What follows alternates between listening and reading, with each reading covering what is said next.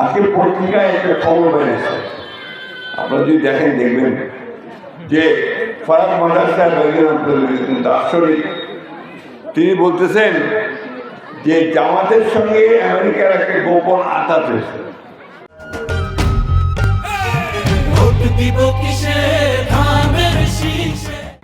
এই আঘাতটা বাংলাদেশের জন্য ভালো নয়, এটা বাংলাদেশ ক্ষতি করবে।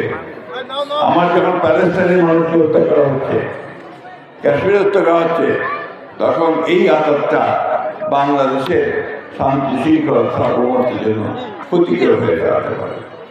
বন্ধুগণ, আমরা এই বিষয়ে আমরা পররাষ্ট্র মন্ত্রণালয়ের একটা ব্যাখ্যা চাই যে ওয়াশিংটন পোস্টে যে নিউজটা বেরিয়েছে এই নিউজটা কতটুকু সত্যি এবং এটার ব্যাখ্যাটা কি, সে ব্যাখ্যাটা আমরা চাই।